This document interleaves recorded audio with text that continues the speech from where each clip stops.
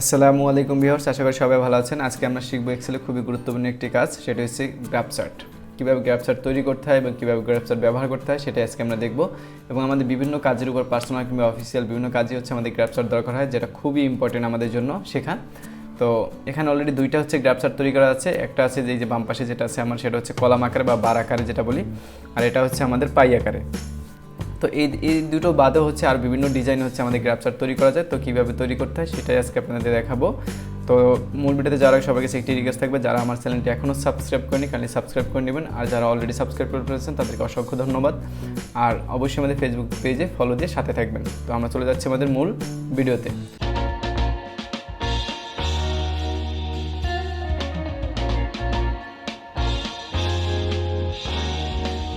তো এখানে দেখেন আমার একটা অ্যাডমিশন রিপোর্ট দেওয়া আছে। তো এই রিপোর্টের উপর ভিত্তি করে কিন্তু আমি একটা গ্রাফ চার্ট তৈরি করব। তো আমি এই রিপোর্টটাকে এখান থেকে কপি করে আমি অন্য একটা শিটে নিয়ে আপনাদেরকে দেখাচ্ছি। তো আমি এখানে হচ্ছে পেস্ট করে দিচ্ছি। আচ্ছা, এখন আমি চাচ্ছি যে এই রিপোর্টের উপর ভিত্তি করে একটা গ্রাফ চার্ট তৈরি করব। তো উপরে আমার যে অ্যাডমিশন রিপোর্ট, এটা হচ্ছে মূল টাইটেল। তো আমার এই টাইটেলটাকে সিলেক্ট করতে হবে না, এই টাইটেলটা বাদ রেখে বাকি যে সেলগুলো আছে, লেখাগুলো আছে, সেগুলোকে আমি সবগুলো সিলেক্ট করে নিলাম। এখন আমাদের চলে আসতে হবে এই যে ইনসার্ট। আমি এক্সেলে যে কোনো বাসনে থাকি না কেন, আমি ইনসার্টে আসবে। এখানে আসার পর হচ্ছে আমি বিভিন্ন ধরনের এই যে চার্ট দেখতে পারবো। তো এখানে হচ্ছে অনেকগুলো চার্টই আছে। আমি আপনাদের প্রথমে কলাম বা এই বার এটা দিয়ে দেখাচ্ছি। এখানে দেখেন এই যে লেখা আছে, এখানে যদি আমি রাখি এই যে ইনসার্ট কলাম চার্ট। তো আমি এখানে যদি এই মোর যে বাটনটা আছে এখানে যদি ক্লিক করি, এখানে কয়েকটা আছে, নর্মাল আছে 3টা, তারপরে হচ্ছে আবার এই 3D আছে। তো আমি জাস্ট নর্মাল একটা আপনাদেরকে নিয়ে দেখাচ্ছি, একটা এরকম ডিজাইন দিয়ে দেখাচ্ছি। তো আমি এটা নিয়ে দেখাচ্ছি। দেখেন আমার কিন্তু এখানে চার্ট ক্রিয়েট হয়ে গেছে অটোমেটিক।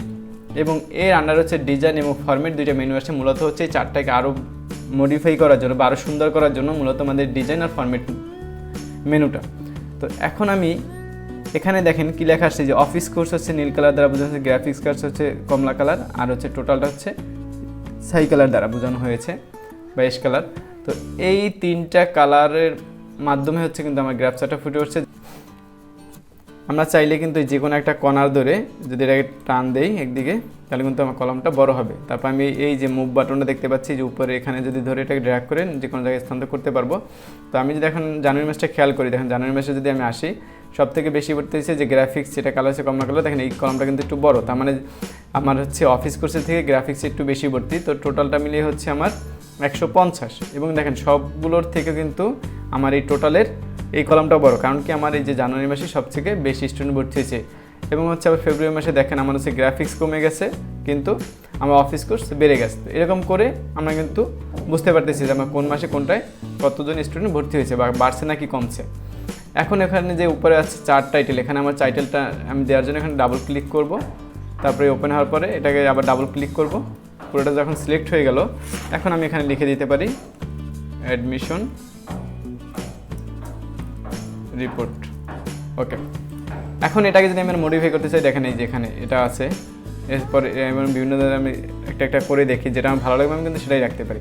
যেমন এটা দেখেন এই যে চার্ট 4 যে স্টাইলটা, এটা কিন্তু দেখেন এই যে ঠিক এই কলামের উপরে লেখা আসছে যে কোনটার কতজন স্টুডেন্ট ভর্তি হয়েছে এবং টোটালটা কত। যেমন টোটাল 150, গ্রাফিক্সে 80 জন, আর হচ্ছে অফিস কোর্সে এই যে 70 জন। এই যে দেখেন এখানে মিলিয়ে দেখতে পারি, আমার কিন্তু কারেক্টই আসে। তাহলে কি এটা দেখলে আমি খুব ইজিলি বুঝতে পারবো যে আমরা হ্যাঁ কোন মাসে কতজন ভর্তি হয়েছে। ওকে, এরপর আমরা হচ্ছে এখন এটাকে যদি স্থানান্তর করতে চাই, আমরা এটা ড্র্যাগ করে আমি এখানে নিয়ে আসি। এখন আমি যদি এখান থেকে আসি যে চেঞ্জ চার্ট টাইপ, আমি চেঞ্জ চার্ট টাইপে যদি আসি, এখান থেকে হচ্ছে আমি এখন যদি লাইনে চলে যাই, যে লাইন সিলেক্ট করে জাস্ট এখান থেকে কোনটা নিব দেন এটাকে সিলেক্ট করে জাস্ট ওকে দিলাম। দেখেন আমার চার্টটা কিন্তু এখন পুরোটা চেঞ্জ হয়ে গেছে। আমি আগেরটাই এবার নিয়ে আসি। এখন আবার এই যে সুইচ রো এবং কলাম, এই কলামের জায়গায় রো আসবে, রোয়ের জায়গায় কলাম আসবে, এটা যদি আমি করতে চাই, দেখেন এখনও কিন্তু অফিস কোর্স গ্রাফিক্স টোটাল এই লেখাটা কিন্তু নিচে আছে। আমি যদি সুইচ রো বা কলাম দিই, দেখেন সেটা কিন্তু নিচে উপরে চলে গেছে আর মাসটা নিচের দিকে চলে আসছে। তো এই দিকটা হয়তো অনেক সময় আমাদের বুঝতে একটু অসুবিধা হয়, সেক্ষেত্রে আমাদের যেটা ছিল আমরা সেটাই রাখবো, এবার বুঝতে আমাদের সুবিধা হবে। এরপর চেঞ্জ চার্ট টাইপ যে আমরা দেখলাম, এখন আমি আপনাদের এটা দ্বারাও পাই করতে পারি। চেঞ্জে গিয়ে আমি আলাদা একটা আপনাদের করে দেখাচ্ছি এবার পাই চার্টটা। তো আমি এটাকে আবার পুরোটাকে সিলেক্ট করব, এই যে ইনসার্টে আসবো, তারপর এখান থেকে যে পাই সিলেক্ট করে যে কোনো একটা পাই আমি সিলেক্ট করে দিব। দেখেন এখান থেকে চলে আসছে। আমি এটাকে আবার এই সাইডে নিয়ে আসি। এখন এখানে এই যে একটা আছে যে আমার কোনটায় কত পার্সেন্ট ভর্তি হয়েছে, ধরেন এই টোটালটা হচ্ছে ধরেন আমার 100%, 100%-এর হচ্ছে দেখা গেছে আমার কোন কোর্সে কতজন ভর্তি হয়েছে, কত পার্সেন্ট ভর্তি, সেটা কিন্তু আমার টোটালটা এখানে দেখাচ্ছে। আর এখান থেকে হচ্ছে আমি আবার যদি এটাকে কোনো চেঞ্জ করে নিয়ে অন্য কোনো চার্ট দিতে চাই, তাহলে এই চেঞ্জ চার্ট টাইপে আসবো। তারপরে এখান থেকে ধরেন হচ্ছে আমি আচ্ছা এই এরিয়া এটা দিয়ে যদি আমি তারপরে এখান থেকে কোনটা নিতে চাচ্ছি সেটা সিলেক্ট করে জাস্ট ওকে দিয়ে দেবো, দেখেন চলে আসছে। কিন্তু একইভাবে হচ্ছে আমি যদি এটাকে স্থানান্তর করতে চাই, যে মুখটা ধরে ড্র্যাগ করে আমি টান দিব, যে কোনো একটা কর্নার যদি আমি ধরি তাহলে কিন্তু বড় ছোটো করতে পারবো। তো এখানে এটাকে আরও মডিফাই করার জন্য বিভিন্ন ধরনের কালার আছে, যে চেঞ্জ কালার যদি আমি আসি, দেখেন কালার কিন্তু চেঞ্জ হচ্ছে। এই যে আমাদের যেটা ভালো লাগে আমরা সেটাই রাখতে পারবো।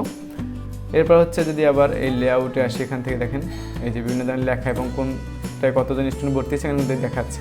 প্রথম বেশি ছিল, তারপর এসে কমে গেছে, তারপর হচ্ছে আবার একটু বাড়ছে, এরপর আবার টোটালটা এখান থেকে হচ্ছে আবার অনেক বেড়ে গেছে। তো এরকম করে কিন্তু আমরা গ্রাফ চার্টগুলো দেখতে পারি। তো এরপর আসি অ্যাড চার্ট, এখানে যদি আমরা আসি দেখেন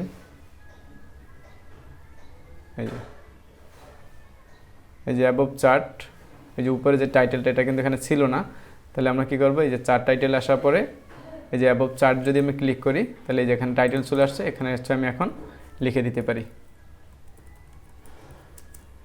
অ্যাডমিশন রিপোর্ট। তাহলে আশা করি কিন্তু এটা আমরা বুঝতে পারছি। তো এইভাবে আপনারা করে বাকিগুলো একটু অ্যাপ্লাই করে দেখবেন। কোথাও কারো বুঝতে অসুবিধা হলে অবশ্যই আমাদের কমেন্ট সেকশনে জানাবেন, আমরা আপনাদেরকে অবশ্যই যথোপযোগী উত্তর দিয়ে দিব। তো আজকের ভিডিওটা এই পর্যন্তই। তো আপনাদের সবাইকে অসংখ্য ধন্যবাদ, সবাই ভালো থাকবেন। আসসালামু আলাইকুম।